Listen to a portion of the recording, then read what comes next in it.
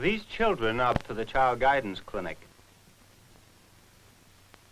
Diagnostically, most of them fall into the clinical categories which include the garden variety of behavior disorders of childhood.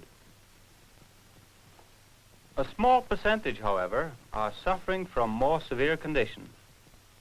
The group with more serious pathology are children who are mentally defective, those with organic deficits, the severe character disorders of the psychiatric, and full-blown neuroses. Some, a very few, are psychotic. What characterizes these children? How are the psychotics? What are they used to establish the diagnosis of childhood schizophrenia? The diagnosis must penetrate the symptom facade.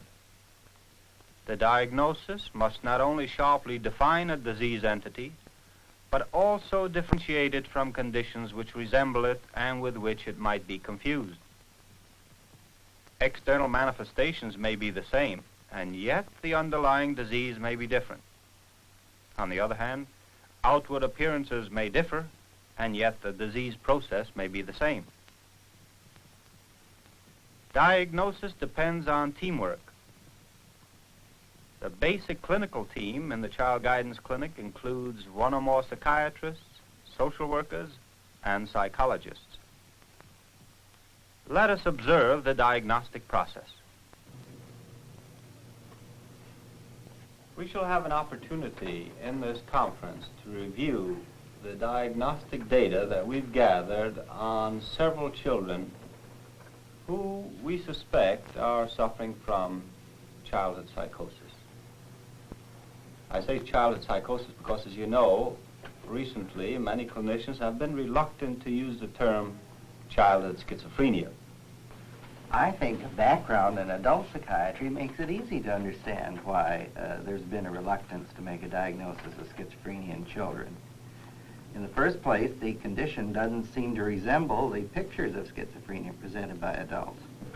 The classical syndromes of catatonia, hebephrenia, and paranoia are not observed in children. This is certainly true. Child may be locked in fantasy, may show poor rapport, and may be fairly egocentric, and yet these are characteristics of childhood which are still within the wide ranges of normality of childhood. But there is also the question of the differences of the disease manifestations at different age levels. We know from examples in medicine that cretinism in childhood and myxedema or hypothyroidism in adults are the same disease, even though they appear different. And the same holds true for gigantism and acromegaly, the pituitary diseases, which have different forms in childhood and adulthood. In schizophrenia, the disability, the core of the problem, in young as well as in old, is an ego disability, an ego fragmentation, of which there may be evidences very early in life. How is it uncovered?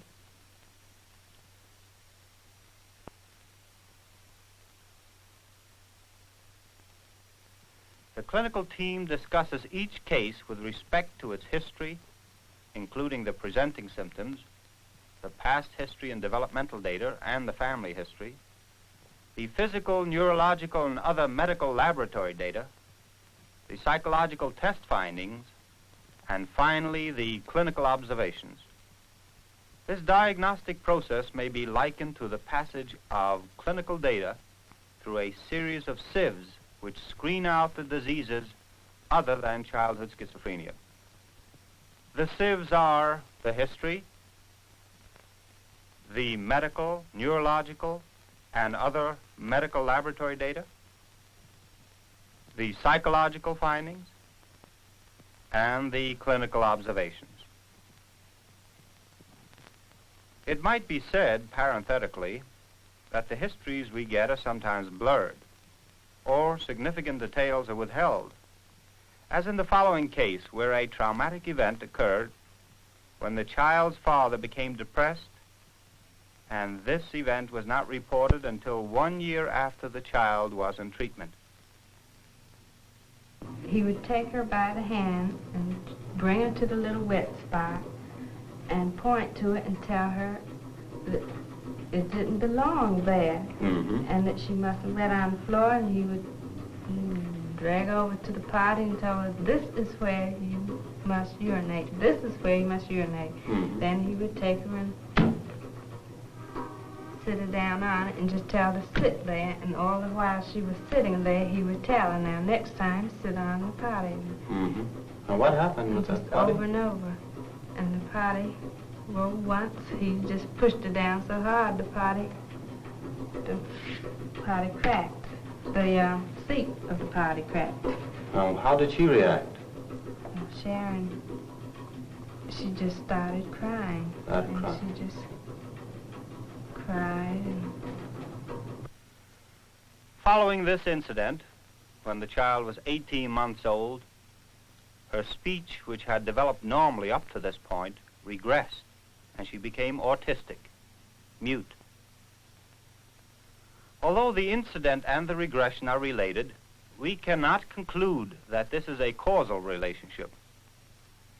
Without going into the question of etiology, mention should be made of hereditary and constitutional considerations as well as traumatic life experiences. But to return to the question of getting historical data, sometimes we are inclined to feel that getting a history is simply a matter of sitting down a parent and hoping that then the material will come forth. What is the experience of the social worker in getting the history from the parents of these children? Well, the material can never come forth that way. Usually, these parents come to us in a state of panic. They invariably seem to be more disturbed than the average parent that comes into the center. They are very secretive about important data. They're very slow in giving it to you. And they are in such a fearful state of anxiety that you will sometimes have to see them a number of times before you can get any kind of a coherent picture of the behavior or the early developmental history.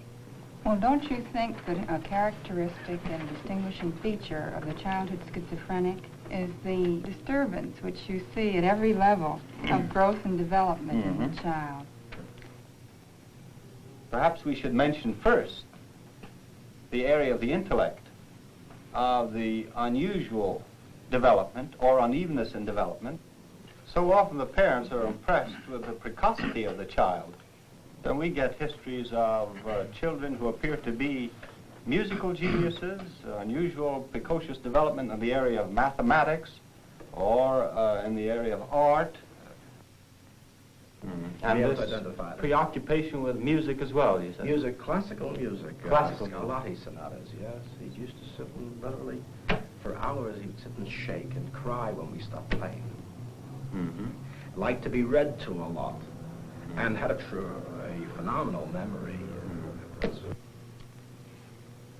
Aside from the intellectual development, the feeding history of the child sometimes is very striking.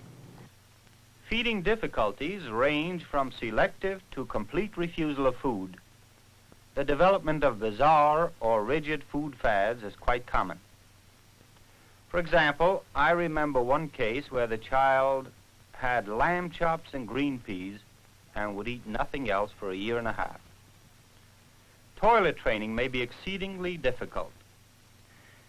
These children resist strongly and at an advanced stage frequently enjoy smearing. Motility disturbances are also common. Some of these children walk on and show unusual awkwardness.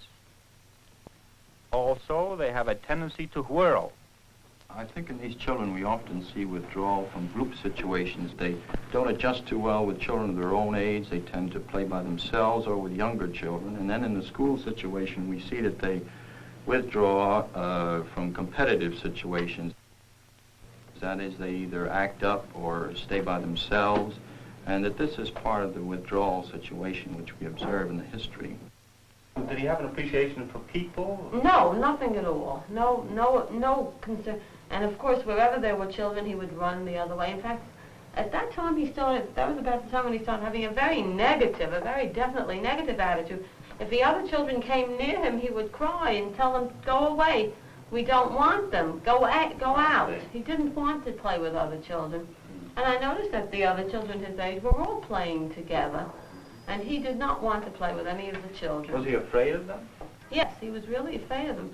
And he would sometimes even say, I'm afraid of them, I don't want them. And he would scream and tell them to go out and go away. Hastening the withdrawal are phobic and obsessional tendencies, also commonly obtained in the histories. For example, you take the barbershop, the whole barbershop experience, barbershop experience. He was afraid to take haircuts. Well, you figure that's normal in a child. There's nothing amazing about that a child should be afraid of taking a haircut. But this was more so than in a normal case. It persisted over a long period of time, and it was accompanied by an ambivalent reaction on his part. He was not only afraid, but he was so attracted by it that he couldn't resist going to barbershops, staring outside. He would literally want to stand for hours and watch the barbers through the barbershop. You see, it was an ambivalent reaction of attraction and fear. Fear. That's right. Well, I assume it was fear because in his first experiences of taking a haircut, he cried bitterly, resisted. It was always a major traumatic experience to take him for a haircut. And the truth was that after a while, it didn't take long before he decided, well, to devil with it. Taking haircuts is not so important. We'll just let him not take haircuts. But that didn't solve the problem, because he would draw us to make us take him to the barbershop. Exactly. See. So there was a speech, and then the preoccupation with certain things like ties, pipes. You see. Now, you buy a child a tie, you can see why he wants to wear a tie, or his daddy wears a tie, let's say. So you buy him a tie, or you put on a tie around him. He'd want to be draped in dozens of ties and go outside. You see, in his a dozen ties? Dozens, literally. I mean, there'd be no end. Atomizers, stethoscopes, you see. No end of these things. Pipes. And many, many of them. Many, many, and as a matter of fact, very hard to distinguish a pattern. In the history, we have heard of these significant developmental deviations. Deviations in feeding, the precocious, peculiar reaction on the part of the child in eating, in toilet training, in locomotion, in speech development. As in the adult form of schizophrenia, the medical, neurological, and laboratory data, such as the air encephalogram, electroencephalogram, serology, blood chemistry, and so forth, do not provide positive diagnostic aid in childhood schizophrenia. The psychological data, in contrast, are quite significant and often pathognomonic. The Rorschach protocol includes bizarre content, autistic and deviant productions, poor contact with perceptual reality, a low F+%, massing of pure color responses. Now you take this in your own hands, okay, and now tell me, what does this look like? What is it? See, I'm writing down what you say. Now you tell me, what does this look like? You take it in your own hand. You take it. That's a good boy. Take it in your own hand, see? Now tell me, what does it look like? A fire. A fire. And tell me, where's the fire? Show me where the fire is. Here. Where? Where is it? Over I didn't see. here. Oh, I see. And what else does it look like? What else do you see there? What else do you see on this picture? Joe, what else do you see on this one? Joe, what else do you see on this one? What else do you see? What else is it? Leaves. Leaves, the word leaves. Show me the leaves now. Here. Oh, yes. Where? I didn't quite get it. there. Oh, look. You know, you got to look and show me.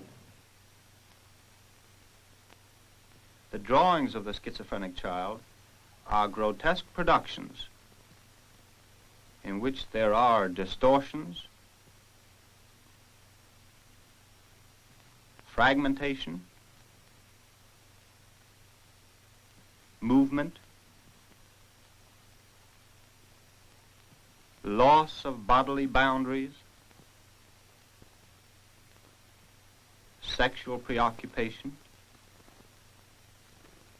violent aggression, concretization,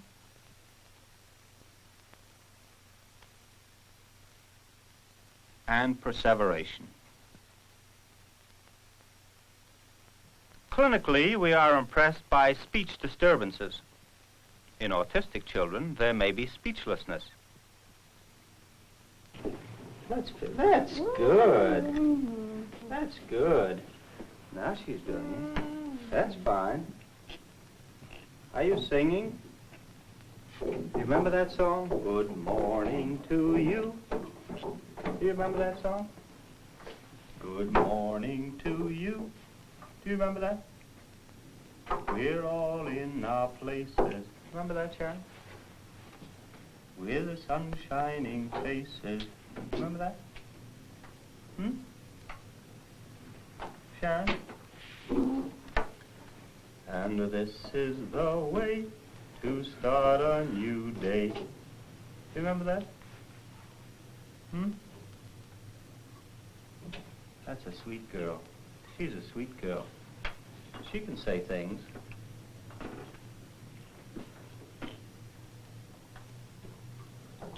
How are you, Sharon? When the child does speak, I think, too, that very often one will notice an eerie quality about the speech, a high-pitched kind of sound. No, I'm doing things. These, would you like to play with these? No, the other 20 things. Or the other 20? I want to watch. Well, there are 20? Yeah. Watch again. I want Fabian to go and look. You want to look? Well, we'll find them. We'll find them. Now. In addition, parents may complain that their children parrot speech, echolalia, and that they condense or invent words. I do like you. What does I like you. mean? I like you, too. Buy stew, puppy stew. All right. Well, they spell buy stew, puppy stew. Spell buy stew, puppy stew. Spell it. It's pretty hard. I don't know. What does it mean? I'll cut it out. You cut out those rabbits. Will you cut it out? Will you make some here, and then I can cut them out? No, you cut it out. Here with this? There's no, if there was room. Yes, fella.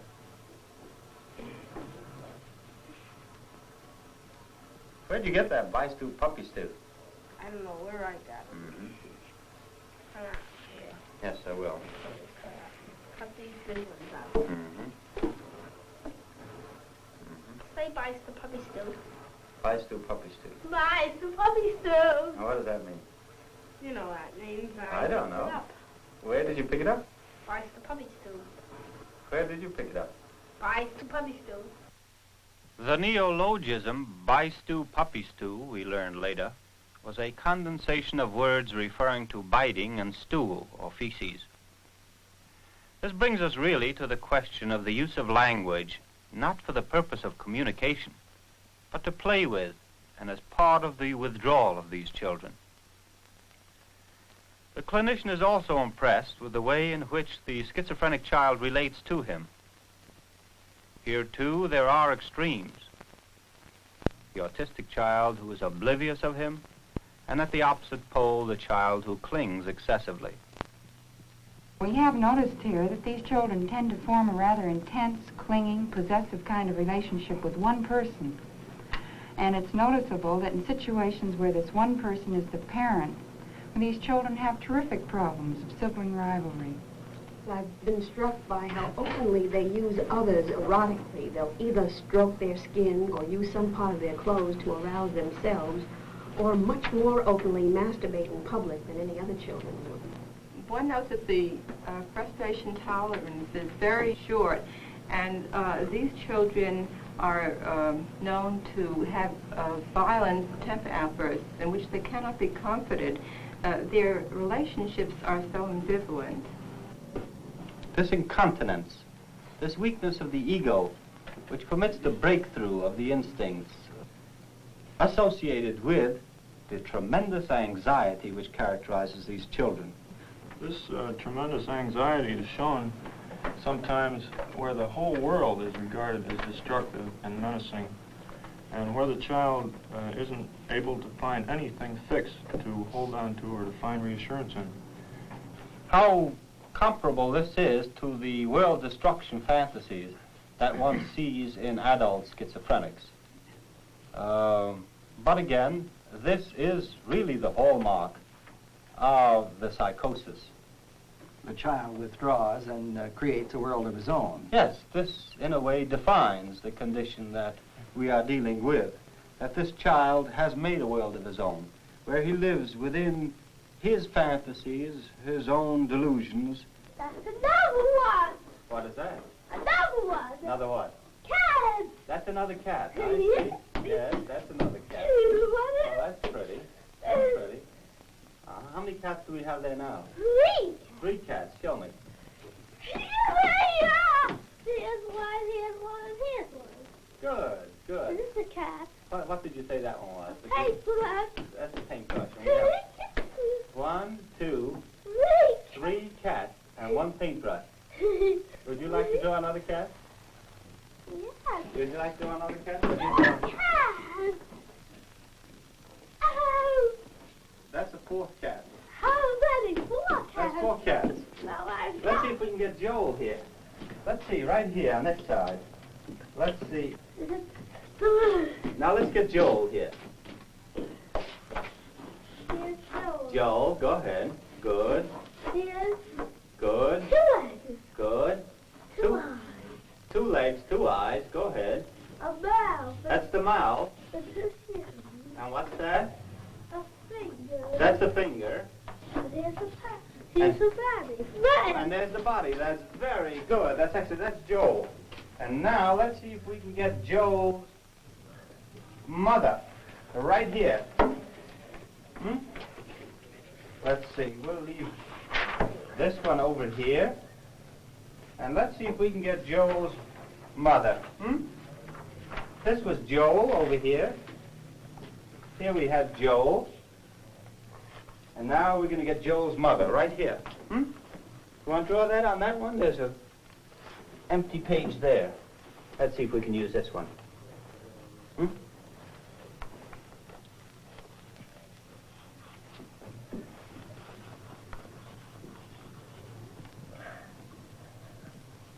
Fine. Now let's get the mother. Here's a...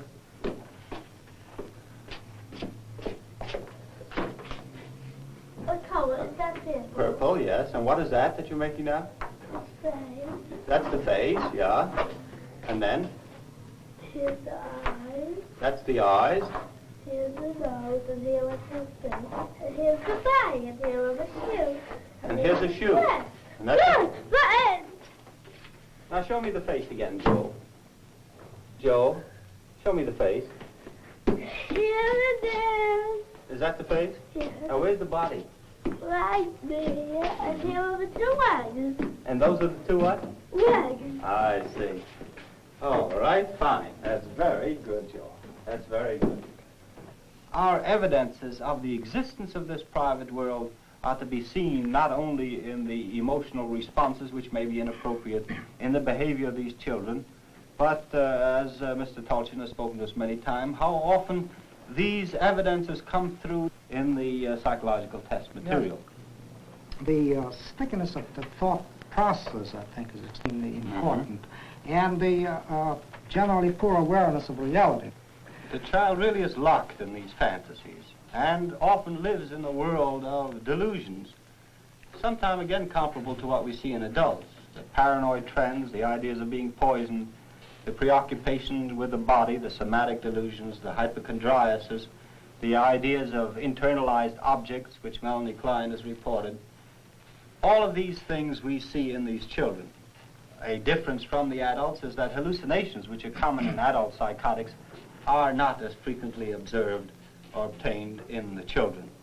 It brings us really to the other important issue, that of the efforts on the part of the child to control all these disturbances by the restitutive function, an attempt to restore a real world, to alleviate the anxiety that he experiences in living with these delusionary ideas, with these horrifying fantasies.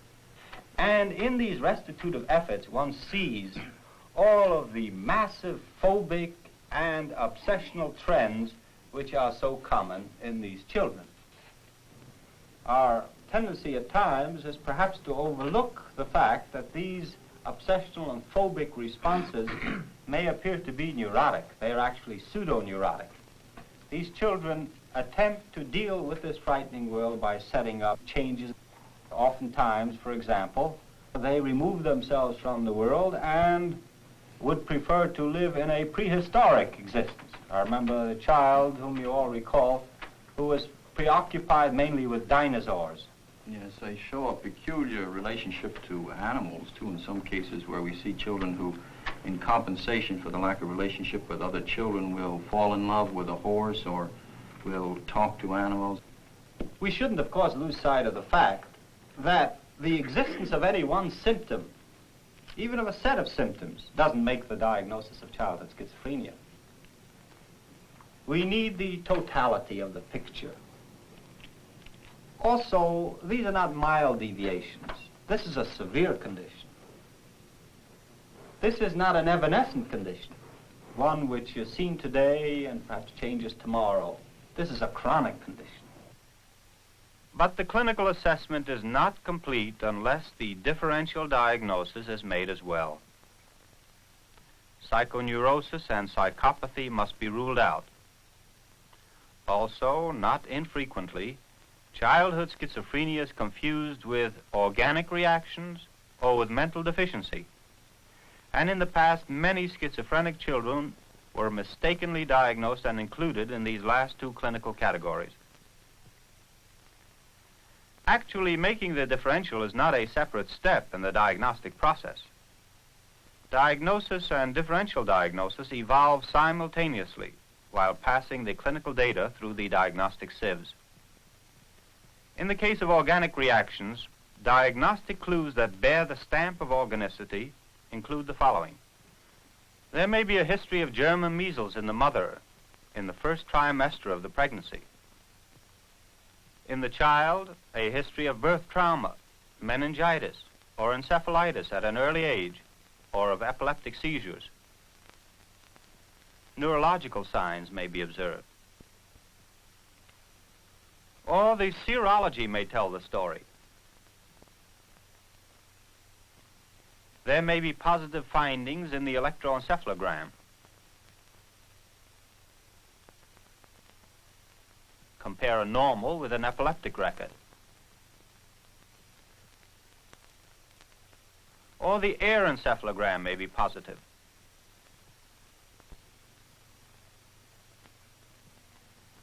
The psychologist reports poor visual motor performance, as for example in the drawing of a diamond in a child over the age of 7, or in the Gestalt tests.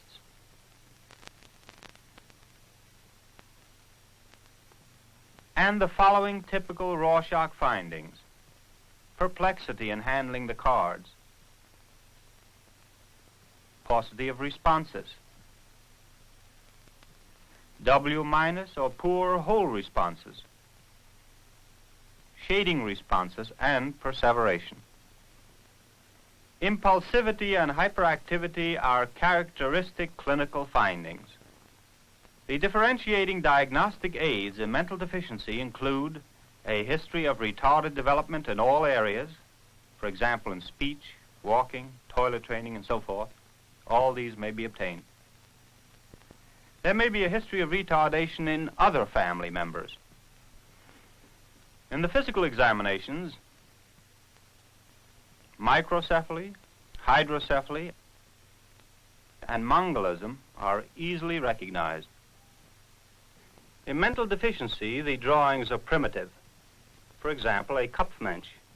Compare this drawing of a 10-year-old defective child with one made by a child of average intelligence of the same age.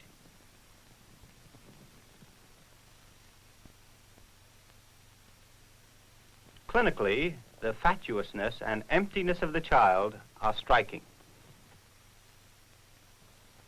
Having made a differential diagnosis, we must keep in mind that the diagnosis still remains tentative, in spite of all the material that we have gathered, in spite of all the other data that we have from point of view of laboratory, of psychological and our clinical observations and the like. It should remain tentative in most cases because further history that we may obtain may elaborate the problem further. In addition, further clinical observations may change our point of view. Finally, we need follow-up studies in order to ascertain whether there is a definite relationship between this clinical condition and the adult form of schizophrenia. We, of course, are aware of the fact that schizophrenia in the past was the end point, a pessimistic barrier to further work in this condition. It shouldn't remain as such. That means shut up. Shut up, it means. What? Who says shut up? My father. He says shut up. And why does he say shut up? If I wake him up at night, I say, Ah. good night, Daddy, and I say, shut up. And sometimes he says good night, and he doesn't. Sometimes he says good night, and sometimes he says shut up. Mm-hmm. Well, how many times do you say good night to him, Freddie? How many times do you say?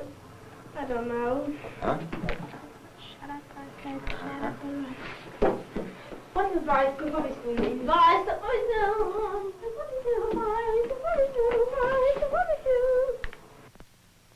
There, now, let's go. Frightening, you know, as the enema bag blows you into geritol. The enema bag blows you into geritol? Yeah. What do you mean? You know what I mean. What is that? What do you mean? Tell me about vice the puppies do. Well, who has the enema bag? Nobody except that vice to puppies do. Vice to puppies do has the enema. And what does the enema bag do? Blows me into geritol. It blows you into geritol. And then what happens to you? I come out of the bottle. Then you come out of the bottle. What bottle? Geritol. You're in a bottle of geritol? And how do you get out of the bottle of geritol? Fly out. How's that? And when a mouse went into the enema bag and the enema bag...